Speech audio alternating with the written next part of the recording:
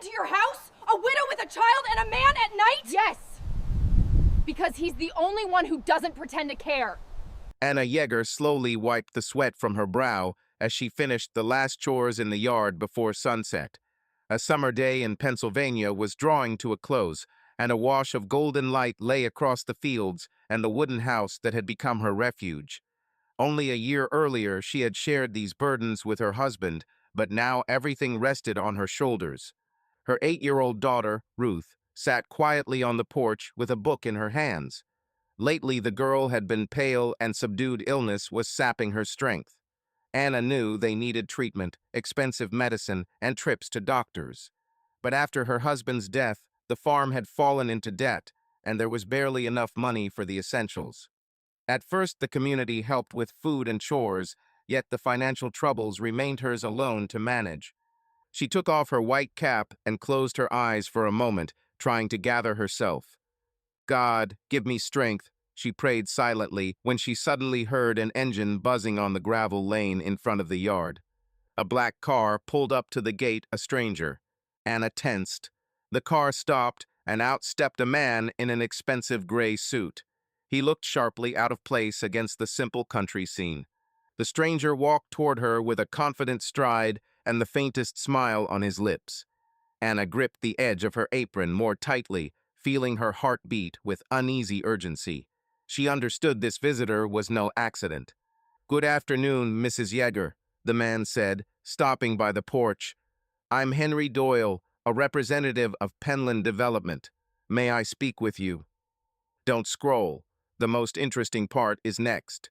Subscribe, hit like, and drop a comment. Anna nodded, striving to keep her expression calm, though inside everything clenched.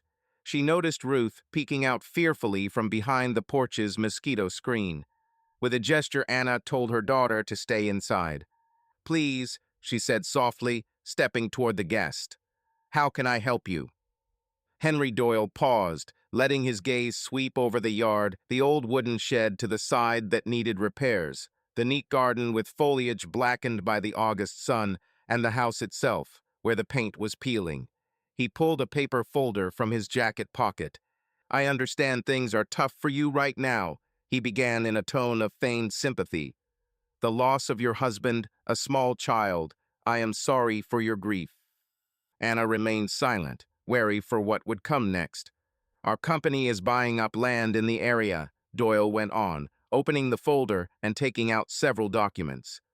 "We're offering landowners a good price. Your farm appears to be held by the bank as collateral because of debts. I'm very sorry to hear that." Anna's heart skipped a beat. She knew the situation was critical. After the funeral, she discovered her husband had taken a loan they had not yet repaid. The bank had warned them about late payments. But how did this stranger know her affairs? "How did you?" Anna began, but Henry gently lifted a hand, cutting her off. "It's my job to know," he said quietly. "Allow me to be frank, Mrs. Yeager.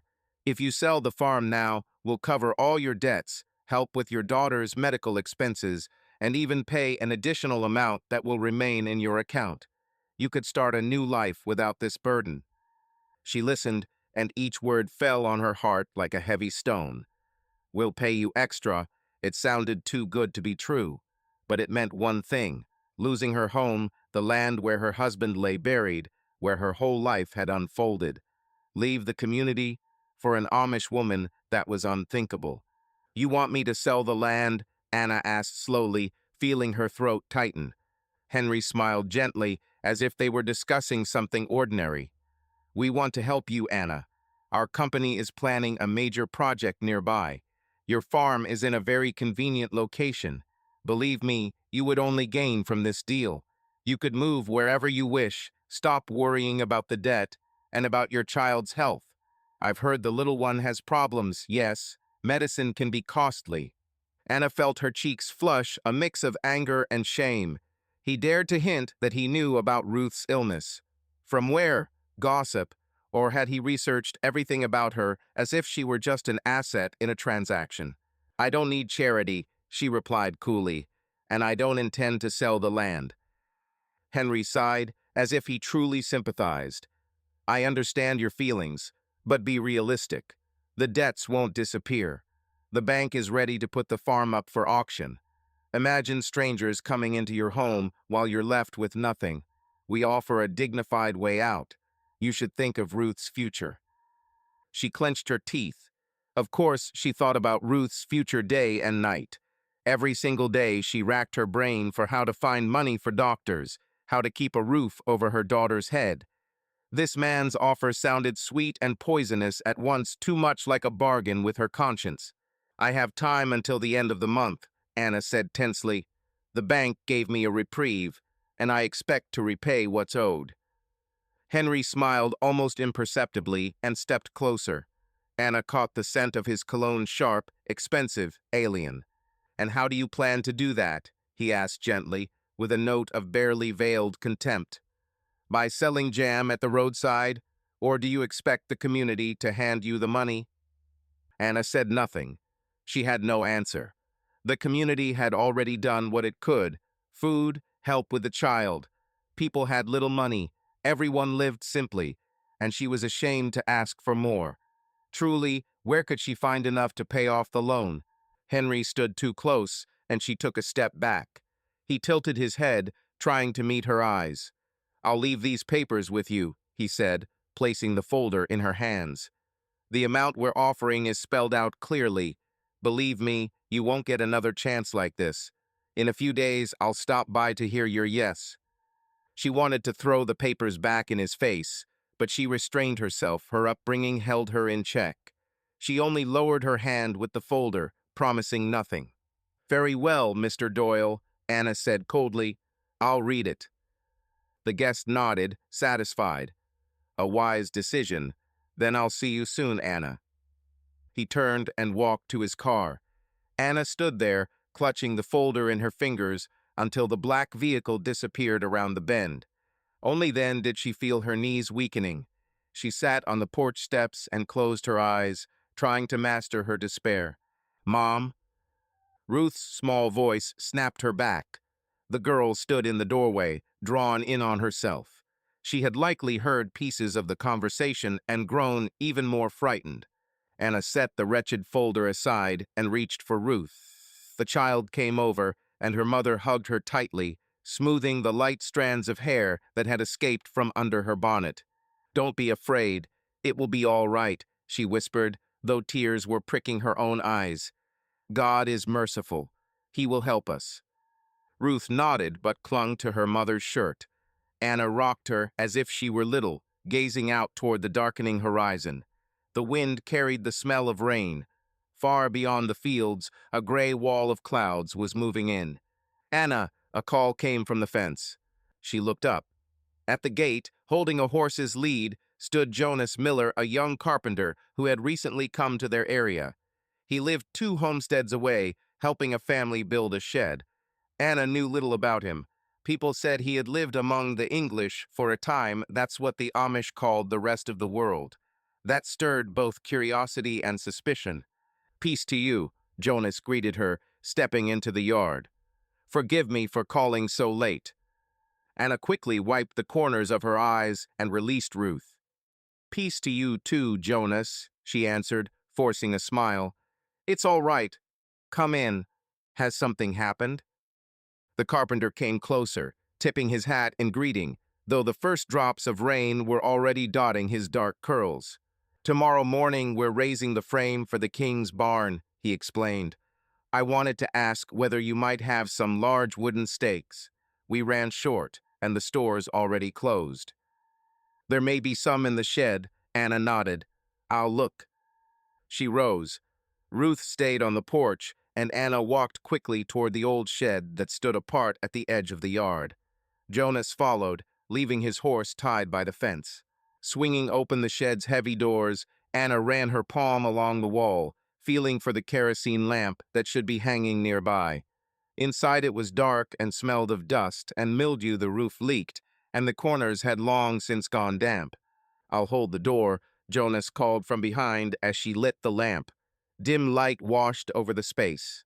Few smells like a cellar in here, the carpenter said with a wry grin, stepping inside. Roofs leaking? Yes, a few boards rotted through, Anna sighed. I haven't had the hands to fix it.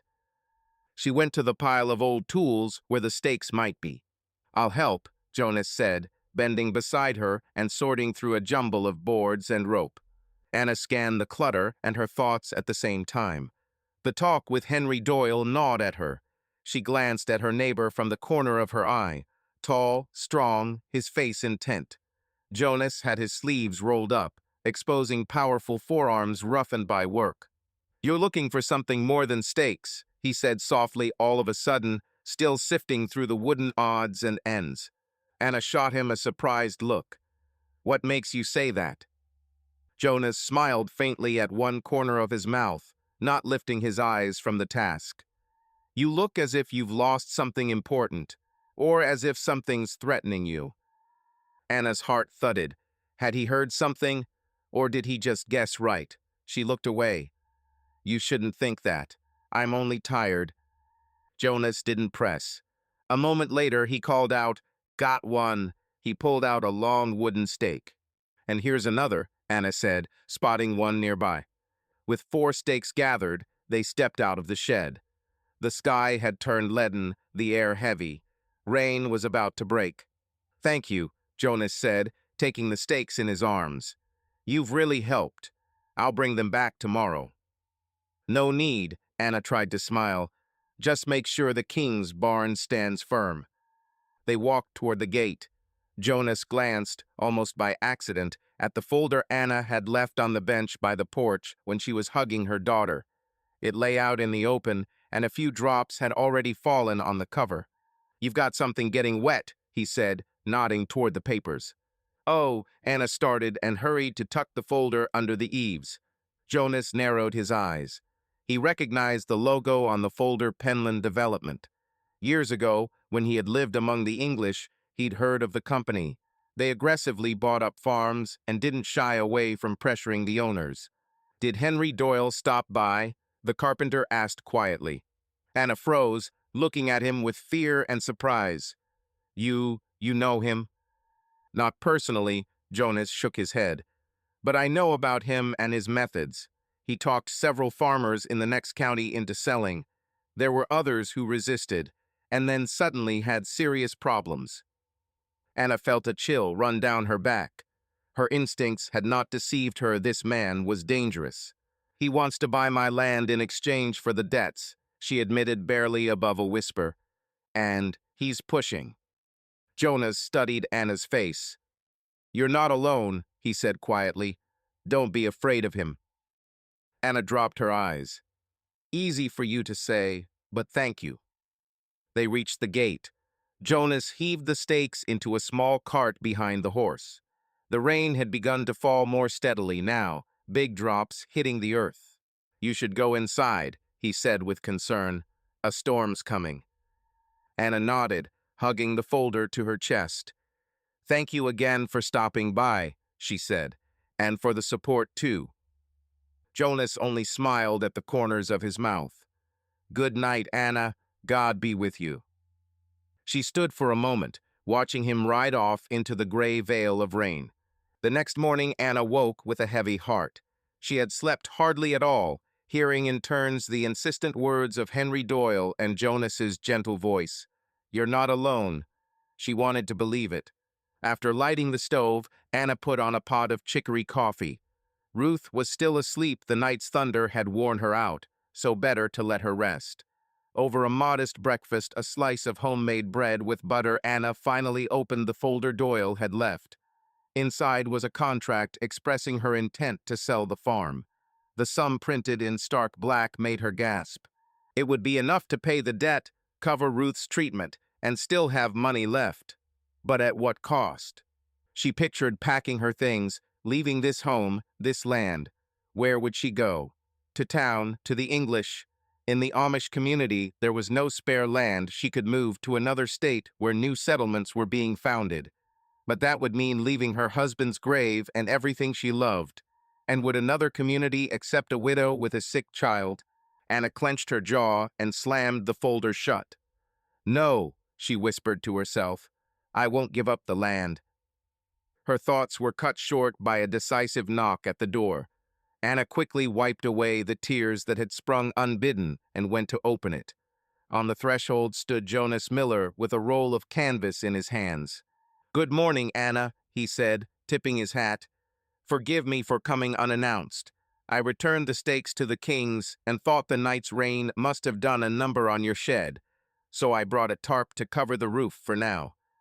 Anna had expected to see Jonas today. He had promised to drop by, but not so early and not with such a practical offer.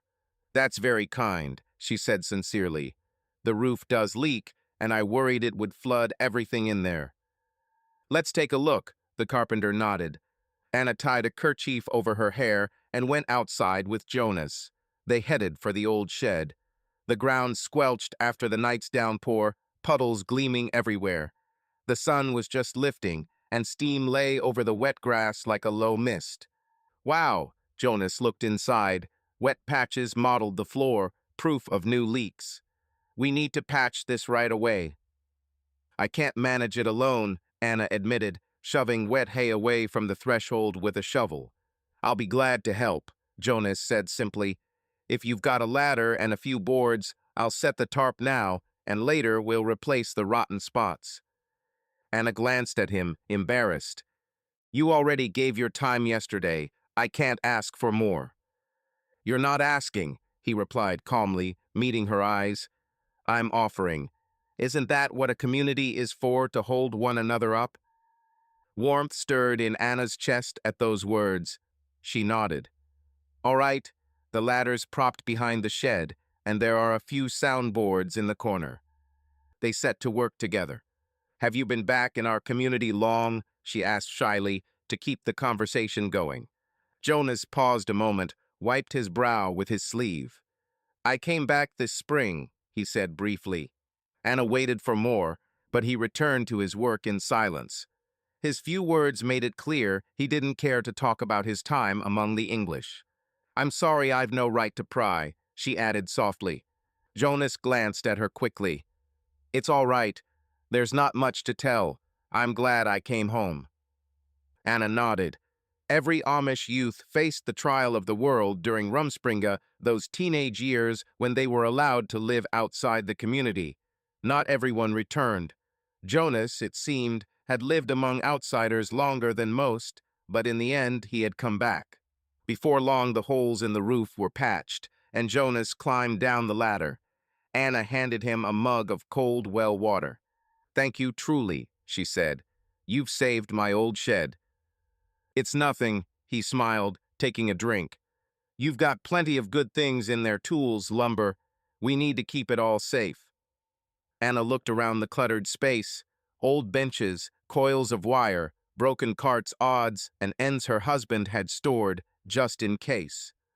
"I've wanted to put it in order for a long time," she sighed. "But it's hard alone to sort what to throw out and what might still be useful." Jonas set down the mug and ran his hand thoughtfully along the shed's darkened wall. "If we fixed this up, it could be a working shop," he said quietly. "A shop?" Anna raised her brows, surprised. "Yes, or even a little store." She gave a helpless smile. "You're joking. We don't have stores like in town." "Not exactly true. In Lancaster, where I'm from, many families sell baked goods, furniture, quilts to tourists or to wholesale buyers. Often they do it together, something like cooperatives," Jonas explained gently. "I saw it with my own eyes and thought, why couldn't we try it here?" Anna bit her lip, trying to take it in. Amish people did sell their goods to the English. That wasn't forbidden. Her mother-in-law had once taken produce to market, but a cooperative. "You mean a shared workshop?" she asked. "Yes," Jonas spoke with quiet excitement, as if he had carried this idea for a long time. "Look, your breads and pies are excellent, right? Other women can do it, too, Martha Bonder or Sarah from the Smiles. And our men make wooden toys and furniture. All of it is done separately and hidden away in sheds. What if we gathered the best in one place and sold together to visitors or in bulk?" Anna didn't know what to say. The idea sounded tempting, but "that's a big undertaking. Someone would have to organize everything," she said slowly. "And the community, They might not approve. Jonas rubbed his chin. We can't do it without the elders' consent. But if we present it as a way to support families, they might agree. Land keeps getting pricier, and not everyone can live on farming alone. Some already work for the English in factories to feed their children. This way they could earn at home.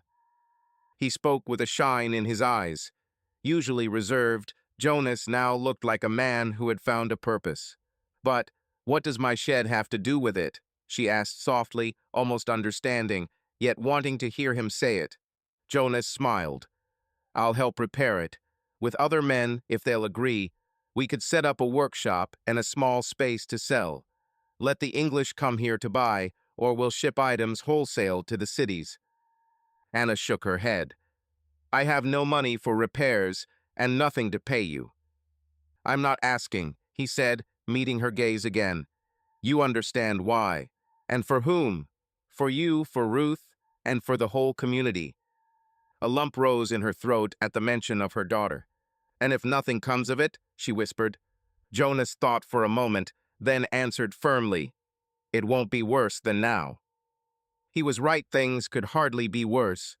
Anna exhaled and felt as if a slab of ice fell from her chest. Hope appeared just a small flame in the dark. All right, she said, looking Jonas straight in the face. Let's try. The carpenter smiled broader than she had ever seen. You won't regret it. I'll speak with a few folks today. For now, shall we straighten up a little? Anna nodded. They began hauling old junk out of the shed, clearing space. She couldn't shake the sense of unreality. Yesterday she'd felt trapped, and now a man stood beside her offering a way forward. But would the community accept it? Would this lead to new troubles? Over the next few weeks, Anna and Jonas worked steadily on the shed. Jonas managed to persuade several neighbors to lend a hand. One weekend, two young men, Aaron Zook and Mark Bonder, joined them, quietly backing the cooperative workshop idea. They helped put up new shelving inside and repaired the cutting bench. Their wives, Martha and Rebecca, also came for a day to clean and sort through old things, setting aside what could be used or sold. Anna marveled at how quickly Jonas's plan was taking shape. The shed came alive, turning into a true craftsman's workshop. She even brought down her loom, which had been gathering dust in the attic. She planned to weave a few rugs to sell. Other women caught the spark as well. Martha Bonder brought the woven baskets she made in the evenings, and the elderly widow, Katie Good, offered to sell her canned vegetables and jams people already bought from her. Despite these small successes, clouds of misunderstanding gathered over Anna and Jonas. Not everyone in the community shared their enthusiasm. Some of the older folks, once they discovered the project, only shook their heads. Was this fitting for Amish people? Some worried that such a cooperative would attract too many outsiders. And above all, never had they heard of a woman, a widow no less, taking part in such an enterprise. One day, Deacon Abram King came to Anna's door. Old and respected, he arrived under the pretext of visiting sick Ruth, but the talk quickly shifted elsewhere. Sitting at the kitchen table, Abram measured Anna with a sharp look over his glasses. I hear you're turning a shed into a store, he began without preamble. It's a workshop, Anna replied carefully, so our women and men can sell what they make. Did the community grant permission? The deacon squinted. Anxiety rose in Anna, but she tried to keep her voice steady. Some neighbors have supported it. We planned to speak with you and the bishop in a week, once we had something to show. Abram snorted skeptically. So you put everyone before a fait accompli, eh? Do it first, ask later. We're not doing anything wrong, Anna couldn't help herself. It's for the common good. The deacon stroked his gray beard. You know, Anna, our way is humility and simplicity. Trade and ambition often ruin people. And also, he paused, fixing her with a piercing look. A woman, especially a widow, must be careful. Your situation is already delicate. People are talking that you're letting Jonas Miller lead you around by the nose, seeing as he's taken to visiting you. Anna's cheeks burned. Jonas is only helping with repairs. I couldn't have managed without him, and he's not the only one who comes. But he is the driving force behind this venture, isn't he? Abram pressed. Anna kept silent, unwilling to lie. It turned out to be true. Jonas was the engine. You know his past, the deacon went on softly. He went out into the world, turned his back on our ways. Who knows what he did there and what he brought back? Perhaps sins.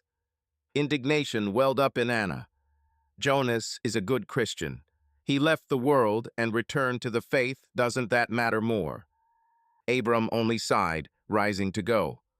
Beware of pride, daughter, and of trusting too much in those who once betrayed the community. He left without even asking about Ruth's health, which he had claimed as his reason for coming. Anna remained in the kitchen, hands trembling. Shame, hurt, and anger choked her at once. It turned out some in the community saw her effort as almost a wrongdoing. That evening she told Jonas about the conversation. They were finishing the new shed doors when he noticed humiliation and anger written across her face. "This is my fault," Jonas said quietly after hearing her out. "We should have spoken with the bishop first, sought official blessing." "You meant well," Anna sighed. She had begun addressing him as you, in the familiar way natural after weeks of shared labor, and Jonas hadn't objected. "They just don't like anything new." "And they don't like that I'm at your side," Jonas added bitterly. Anna flushed for a heartbeat, but didn't look away. "And are you at my side?" In the dusk of the workshop, warmth sparked in his eyes. "Where I need to be to support you." She lowered her head, hiding a tender smile. In these days, they had truly grown close. Shoulder to shoulder, they did hard work, shared modest meals, and laughed together when the little stray pup ran off with nails. Anna caught herself waiting for morning so she could see Jonas again and hear his steady voice. But there was no time to rest. They needed to push on with the workshop. The following week, they planned to invite the bishop officially to see the cooperative and grant a blessing. But the plan was not to be. One afternoon, just as Anna, Jonas, and Aaron were hanging shelves on the walls, an engine roared in the yard. A car bearing the municipal emblem pulled up to the gate. 3 men got out, one in a uniform cap with a badge, his assistant carrying folders, and Henry Doyle, smiling with smug satisfaction. "What's happened?" Anna asked, trading an anxious glance with Jonas. They went to meet them. The man in the cap introduced himself curtly as a county building inspector. He showed an ID and announced without emotion, "We received a complaint that construction is underway here, changing the use of a structure without proper permits. We have to inspect." Anna felt her legs weaken. A complaint, who would doubt its source? Henry Doyle watched, triumphant, from the side. "Sir," Jonas tried to take the lead, speaking politely to the inspector, "we're just repairing an old shed. No new construction." The inspector gave him a cool look. "Words don't matter. If it remains a shed, fine. But there's reason to think this is becoming a commercial building, a store or a workshop. That requires permits." We only plan to sell our own goods," Anna said, fighting the tremor in her voice. "Like a kind of farmer's market, if you will." The inspector shrugged. "Market, store doesn't matter. Any commercial use must meet codes. Fire exits, parking, restroom. Not to mention a change of use. You haven't done that. I'll have to issue a stop work order." But Anna looked imploringly at Henry Doyle, standing with his arms crossed like a predator watching prey. "Mrs. Yeager," Doyle purred, "I warned you there would be problems. I do feel for you. Say the word, and this all goes away. We can take care of the formalities." Anna's head spun with outrage. He was toying with them like a cat with a mouse. "We're not breaking the law," Jonas answered firmly, stepping closer to Henry. "And we don't need your services. Leave." Henry's eyes went cold on the carpenter. "And who are you to give orders? This isn't your land. And as far as I know, you're not even a member of the community, a former runaway. Is that so?" Jonas clenched his fists, but held himself in check. "I'm the one who won't let you deceive and frighten decent people. Get out." Henry's face twisted. He gave the inspector a slight nod. "You heard him. Do your job, Mr. Hunt. Inspector Hunt scribbled quickly on a form, then handed Anna a copy. Here you are. You must stop all construction or repair work until all permits are obtained. And until this is clarified, you're not allowed to open this establishment. The three uninvited guests walked back to the car. Henry Doyle tossed over his shoulder. Think about my offer, Anna. Your time is running short. When they drove off, Anna felt she could no longer stand.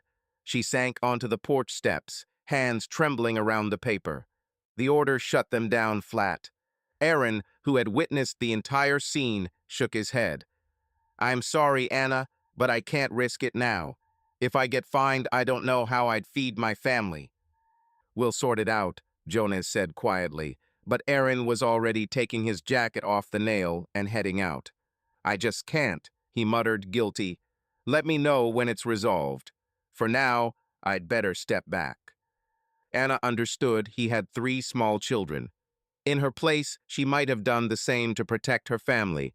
That didn't make it easier. When Aaron left, she sobbed, tears rising. Jonas knelt beside her and wrapped a careful arm around her shoulders. We haven't lost yet. I know a Mennonite lawyer. He'll help get the permits and see what can be done about this order. Anna wiped her tears with the back of her hand and offered a bitter smile. And the community? You heard Abram. They'll take this as a sign from above that we're overstepping. Jonas drew her a little closer, as if lending her his strength. Whatever they say, we did the right thing. You'll save your land and your child with their help or without it. Listening to his sure voice, Anna felt new strength flow from him to her.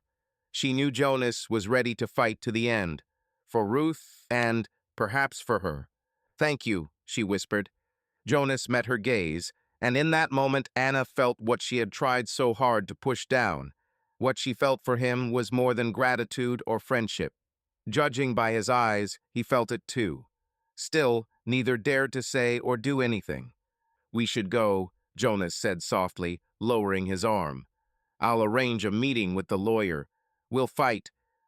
Anna nodded. Left alone by the emptied shed, she prayed that God would help her endure the struggle. On a cold autumn evening, Jonas was driving his cart back to Anna's farm after meeting with his lawyer acquaintance. The permits were moving. The Mennonite attorney had agreed to help file everything they needed and had even found a way to challenge the inspector's order. Anna also needed to sign some papers, so she had gone with Jonas into town, leaving Ruth for the night with a neighbor. They set out back late. The discussion had run long. By the time they finally headed home, the sky was already heavy with clouds. Smells like a storm, Anna noted, peering into the black horizon. Thunder murmured in the distance. Jonas snapped the reins lightly, urging the horse on. Let's try to beat the downpour, he said. However, the weather had plans of its own. The wind slapped their faces with the first drops, just as they turned onto the field road a few miles from home. The sky split with a bright flash of lightning that lit up the silhouette of an old, abandoned barn by the roadside. We need to wait this out somewhere, Jonas shouted over the rising roar of the rain. Anna had seen the building too. That is the Goods barn. They moved to Ohio last year. Nobody lives there.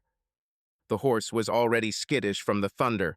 Jonas guided the wagon under the overhang beside the deserted barn. The rain came down in a sudden sheet the moment they stopped. Quickly inside, Jonas called. They jumped off the wagon and ran for the barn's half-open door. Inside, it was dark and smelled of dust and old hay. No sooner had they entered than the storm struck with full force. Wind whistled through the cracks, rain drummed on the roof, thunder rolled across the sky. Breathless, Anna leaned her back against the wooden wall. She had no cloak, only a plain cotton dress, and the fabric had soaked through at once. She trembled whether from cold or from what she had just lived through, she could not say. Jonas felt in his pocket for matches and walked to an old lantern hanging from a peg. Hope there is still some kerosene, he muttered. A moment later, the lantern flickered to life with a dim yellow glow, sketching the ghostly outlines of the empty space. Inside lay only odds and ends, heaps of dry, almost musty hay along the walls, and a wooden crate turned on its side. "Here," Jonas said, taking off his jacket and settling it over Anna's shoulders. She was shivering. "You are soaked through." She truly was trembling. Wisps of hair had slipped from beneath her wet cap and clung to her cheeks. "Thank you," Anna said softly, wrapping herself in the warm jacket. The man's clothing was steeped in the clean scents of wood shavings and soaked the scent of Jonas. She suddenly felt protected, wrapped in that warmth. Jonas was drenched too. Water dripped from his hair. He pulled the overturned crate closer and offered it for Anna to sit on. He himself sank onto a pile of old hay across from her, facing her. For a while they were silent, listening to the storm's howl. The roof rattled with each especially fierce gust. Now and then a jag of lightning peered through the gaps, illuminating Jonas's profile for a heartbeat. Anna noticed he was holding a small prayer book in his hand. He must have carried it always. "Are you afraid of thunder?" he asked quietly when he caught her glance. "No," Anna shook her head. "But storms remind me of the night my husband died." Jonas waited in silence to see whether she wished to go on. In the 6 months they had known each other, she had never told him the circumstances of Andrew's death. Anna lowered her eyes to her hands folded in her lap. It was a storm then as well. Andrew went into town that day. He wanted to buy medicine for Ruth. She had caught a cold. The rain was coming down in sheets. On the way back, he was blinded by a car flying toward him. Her voice wavered, but she went on. The horses took fright, and he overturned into the ditch. They did not find him until morning, already gone. She felt Jonas gently lay his hand over hers. "I am so sorry," he whispered. Anna managed a small smile through the tears that had gathered in her eyes. "Thank you. I have made my peace. God took him. He must have had his reason. But now every storm carries me back to that night. Ruth was crying then, asking where her papa was. A sob broke from her memories, had surged too strongly. Ruth, her illness, the debts, all of it at once. Jonas went to one knee beside her and drew Anna into a careful, quiet embrace. For the first time she felt how strong he was. His arms held her firmly, saying without words, "I am here." "Hush, it is all right," he murmured, letting her weep against his shoulder. Anna lowered her brow to him and squeezed her eyes shut. She cried softly and bitterly for all she had lost and all she feared to lose. I am so afraid for Ruth," she breathed at last through her tears. "She grows weaker, and I cannot lose her, do you understand?" Jonas smoothed a hand over her hair, not noticing that her cap had slipped and dark brown strands had spilled across her shoulders. "I understand," he whispered. "We will do everything we can so that it does not happen. God is merciful." Anna lifted her tearful eyes to him. Lightning flashed somewhere very near, and for an instant they saw each other clearly. Her face moved, his filled with care and feelings he could no longer hide. At that very moment, a deafening crack split the air. The building shuddered. Somewhere pieces fell. Anna cried out and jolted. "Easy, easy," Jonas pulled her closer, glancing around. It must have struck nearby. A fresh flash lit the chaos. One barn wall now had a breach, and wind was driving rain inside. Lightning had likely hit a rotten old tree trunk growing close to the wall. Its splinters had punched through the boards. "This way." Jonas gently lifted Anna to her feet and led her away from the damaged wall, toward the opposite corner. There the roof still held, and it was dry. He pulled an old horse blanket from a beam and draped it over Anna's shoulders on top of his jacket. "Are you hurt?" Anna shook her head. She was still trembling, partly from fear and partly from how near Jonas was, how he shielded her. They settled onto a pile of feed sacks in the corner, huddling beneath the blanket like a shared shawl. The storm raged around them, but their little nook felt like an island of calm in the midst of it. Anna did not notice until later that she had been holding Jonas's hand the whole time. When she realized it and began to pull away, he gave her fingers a gentle squeeze. "I am all right," Jonas said quietly. "You are safe." Anna exhaled, trying to steady the wild pounding of her heart. Bone-deep weariness washed over her weariness from the day, from the long weeks of struggle. Yet here, in the dark corner beside Jonas, there was something forbidden and compelling. She lifted her face to him. In the lantern's shimmer, his eyes looked almost black, and tiny beads of water glinted on his lashes. Anna suddenly realized he was still stroking her hand with his thumb to soothe her. The touch sent a tender warmth through her. "Jonas," she said softly. "Yes."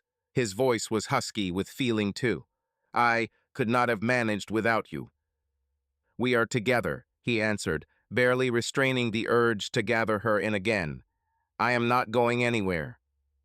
Anna did not know what to say. She wanted this moment to last forever, and at the same time she knew it could not. Tomorrow they would return to a reality where people scolded and suspected the worst. "Tomorrow," she began, then fell quiet.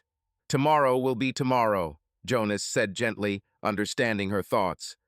"Right now we are here, and I thank God for that." Anna looked at him in surprise. "You are grateful that we are stuck in the rain in a wrecked barn." Jonas laughed softly, and for the first time Anna heard that sound deep and pleasant. "Yes," he said seriously a heartbeat later, "because otherwise I might never have dared to speak to you like this, honestly." Anna's heart thudded hard. "What have you been keeping back?" she whispered. Jonas drew a breath. Without thinking, his hand swept a strand of her hair behind her ear, his fingers brushing her cheek. "That you matter to me, Anna. That every day working beside you, I have fought myself not to." He broke off, feeling his fingers tremble. Anna held her breath. Her cheek burned where he had touched her. "Not to what?" she asked carefully. Jonas leaned closer by a few inches. His brow nearly touched hers. She saw him close his eyes, gathering courage. "Not to kiss you," he breathed at last, opening his eyes. They shone. "Forgive me." Anna had no chance to answer. Jonas suddenly sprang to his feet and took a step away. He pressed his face into his hands for a moment, then lowered them. "This is not right," he said hoarsely, looking aside. "I do not want to ruin your reputation." A tender ache stirred in Anna's chest, disappointment and a warm pity for this honest, good man.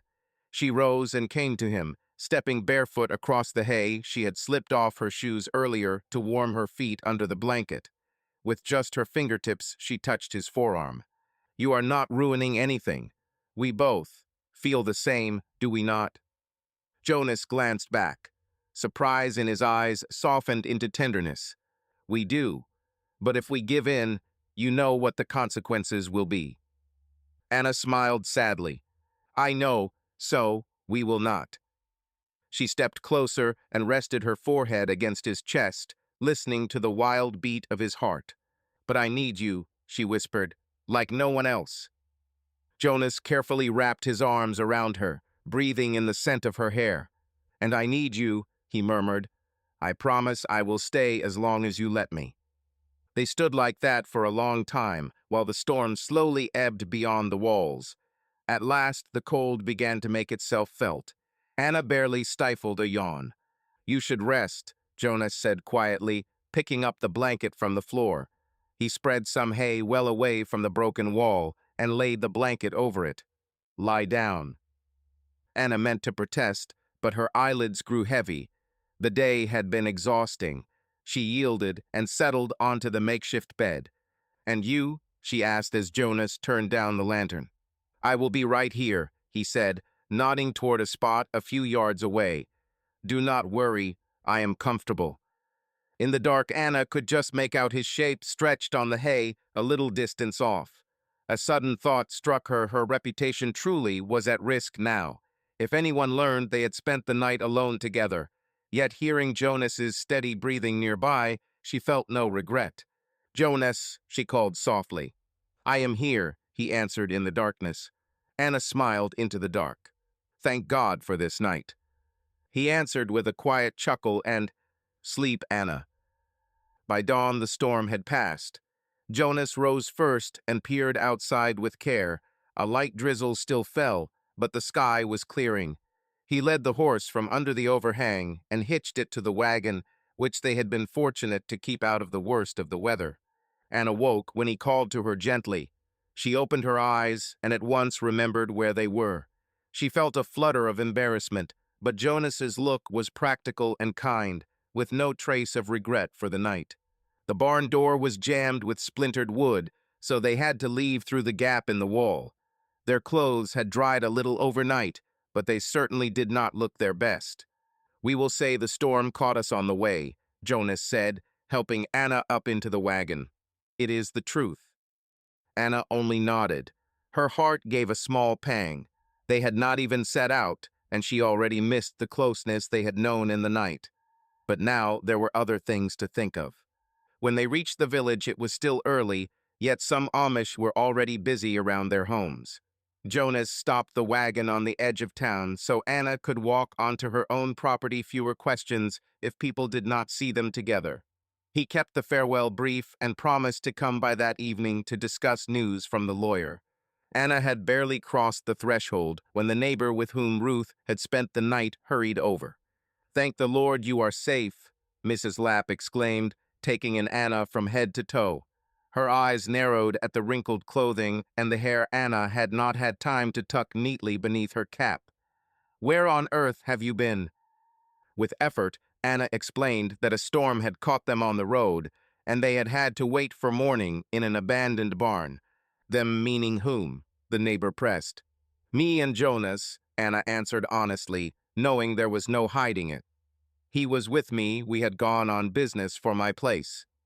Mrs. Lapp gasped and shook her head. "Oh heavens, all night. What will people say, Anna?" Anna lowered her eyes. "We did nothing wrong, Sarah. It just happened that way." The neighbor sighed and murmured anxiously. She truly cared for Anna, that was plain, and yet she could not hide her alarm at the circumstances. After taking sleepy Ruth back into her arms, Anna thanked her for the watch and quickly shut the door. She leaned against the jamb and closed her eyes. She had to brace herself. Very soon everyone would know. So it proved.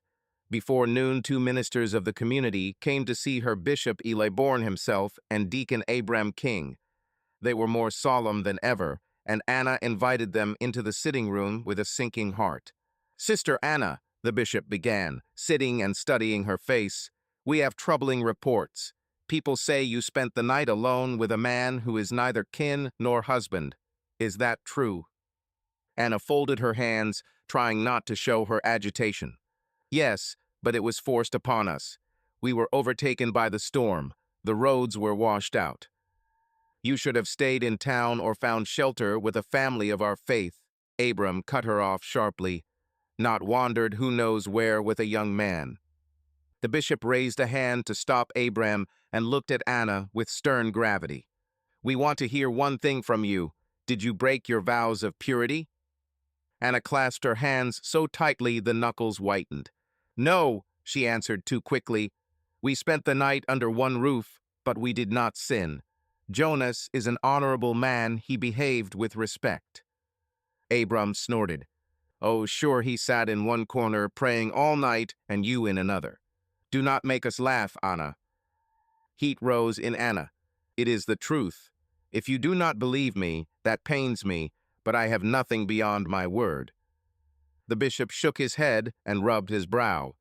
Tense silence stretched for several minutes. The only sound was the loud ticking of the clock on the shelf. At last Eli Bourne spoke more softly. "This is a very serious matter. Even if nothing truly happened between you, such an act in itself is a grave departure from our ways. You know that." Anna nodded, feeling despair settle heavy in her chest. "We will have to assign you a penance," the bishop went on. "You must ask the congregation's forgiveness publicly for your misstep. And of course, cease any unofficial contact with Brother Jonas Miller." Anna shut her eyes for a moment. She had expected this, but hearing it felt like a sentence. "And if I refuse?" she asked quietly, straightening. Abram let out a scandalized breath. "Then, sister, we will be compelled to impose shunning," the bishop said firmly. "We would very much rather not. You are no enemy to us, Anna.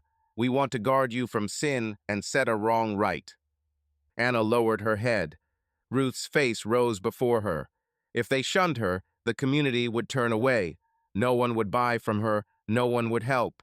Ruth would not even be able to play with the other children. It was the harshest punishment. "I am willing to ask my brothers and sisters to forgive me," she managed. "I truly regret giving cause for gossip." "Good then," Abram grunted, rising. "We will announce the penance this Sunday," the bishop said with a nod, standing as well. "Until then, Anna, you should stay home and pray. I will tell Jonas to keep his distance too." They left, and Anna sank into a chair. A chill went through her at the thought of confessing publicly to something she had not done. Worst of all was promising not to see Jonas any longer. It meant choosing between love and the community, the life she had always known. That evening Jonas came, though he surely already knew the elder's decision. He slipped in quietly and halted on the kitchen threshold, unsure. "Should I go?" he asked hoarsely instead of greeting. Anna hurried to him, shaking her head. "No, do not go." She took his hands lightly and drew him inside, closing the door. "I know everything," Jonas whispered. "You have to do as they ask, Anna. I will not let them shun you because of me." "It is not because of you," she answered bitterly. "They have never understood me, but I am not ready to lose them all either." Jonas freed one hand and gently brushed a strand of hair from her brow. "It will be all right," he said softly. "You will see through the penance. As for me, do not worry. I will likely go home to Lancaster." Anna's heart clenched. "You want to leave me?" Her voice trembled. "I want to protect you," he said, eyes lowered. "As long as I stay, the talk will only grow worse over you.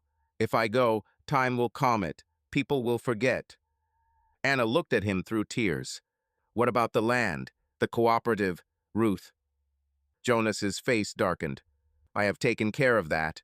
A lawyer friend of mine arranged a grace period with the bank for 3 months. In that time, I am sure the community will raise the money to redeem your debt. He will also help set up shared ownership of the workshop if you want it." Anna wiped her eyes.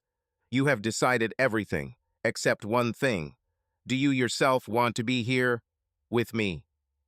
Jonas sighed heavily and pressed her hands to his chest. "You know the answer.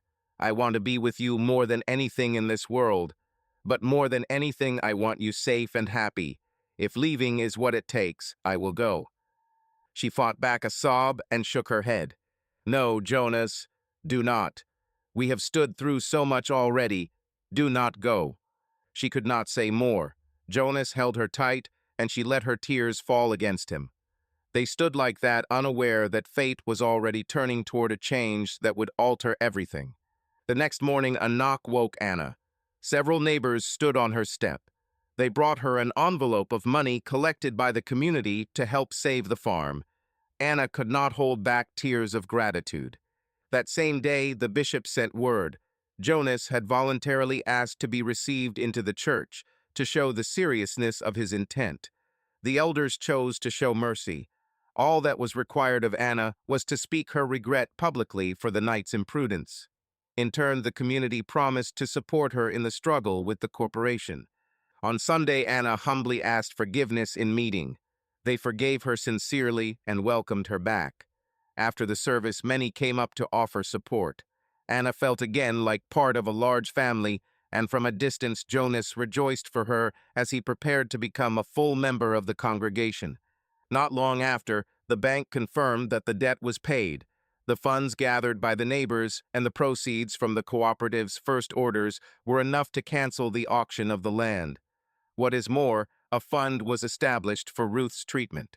On a clear day, Anna stood before the restored barn workshop, a joyful letter from the bank in her hands. Beside her were Jonas and the neighbors who had helped. On the shelves gleamed woven baskets, rows of preserves, and several carved rocking chairs of Jonas's making. "This is our victory together," Jonas said quietly when Anna finished reading the letter aloud. Anna looked at him with eyes full of love. She longed to throw her arms around his neck, yet she held back. Others were still around. Jonas seemed to read it all in her face anyway and gave the faintest smile. At dusk, when evening settled over the yard, Anna and Jonas were alone in the quiet workshop. She ran a palm over the smooth curve of a rocking chair, remembering how not long ago this barn had stood in ruins. "Do you remember saying I would not regret it?" Anna smiled, turning to Jonas. "I remember," he said, stepping beside her. "You were right. It was worth it, the struggle, and even that storm," she said with a soft laugh. Jonas took her hand. "The storm has passed. Now, God willing, there will be peace." They stepped outside. The moon silvered the sky. Calm lay over everything. Ruth slept peacefully in the house, gathering strength for treatment. The neighbors had gone home. Jonas stopped beneath the old pear tree by the gate and, with his heart in his throat, looked into Anna's eyes. "I want to ask you something. When I receive baptism and the time comes, will you let me be by your side for all your life?" he said. "I love you, and I will wait as long as it takes." Joy leapt in Anna's heart. She nodded, unable to hold back her smile and tears. "I love you too, Jonas, and I will wait even to eternity." Jonas smiled in relief and gently squeezed her hand. They stood beneath the starry sky, hiding no longer, while a light breeze stirred the branches over them. There was still much work and many trials ahead, but Anna and Jonas now knew they would meet it all together. Subscribe to our channel so you do not miss out. The next story leaves this one in the dust. And if you are under 18, do not even think about clicking next.